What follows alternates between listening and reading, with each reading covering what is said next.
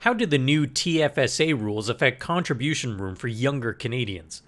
The contribution limits for tax-free savings accounts were recently changed by the government. Much of the attention about the changes has been focused on senior citizens, but what about younger Canadians? Let's compare the original rules versus the new rules announced early in 2015. We'll assume our contributor turns 18 in 2015, and we'll assume an inflation rate of 2%. Let's start with the original rules.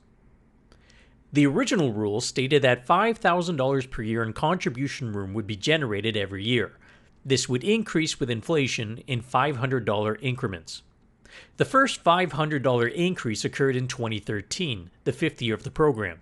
So from that year on, the annual dollar limit was now $5,500. If the limit was increased to $6,000 for 2016 to 2019, then each of those years would add another $6,000 of contribution room. Just so we have a point of reference, an RRSP must be wound down in the year that you turn 71.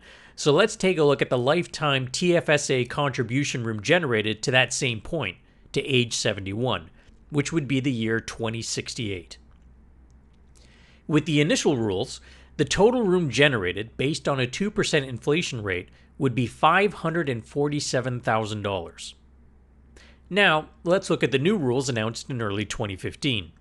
The changes were fairly simple. The 2015 contribution limit was doubled from the original $5,000 to $10,000 per year, and indexing was removed. That means every year in perpetuity would generate another $10,000 and it would never increase. From the age of 18 to 71 inclusive, there are 54 years. So 54 years times $10,000 per year equals $540,000 in contribution room generated. So for someone who is 18 in 2015, the difference in total contribution room between now and the year they turn 71 is only $7,000. The new rules generate more room early on, but due to indexing, the original rules eventually catch up. In fact, if we extrapolate out to age 90, the original rules would have provided $198,000 more contribution room than the new rules.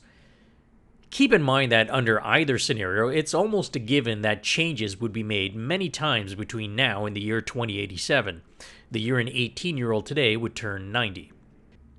It should also be noted that it's unlikely that the majority of 18-year-old Canadians would be able to continually maximize their TFSAs under either scenario. This might explain why the changes to the TFSA program have mostly been looked at from a senior's perspective.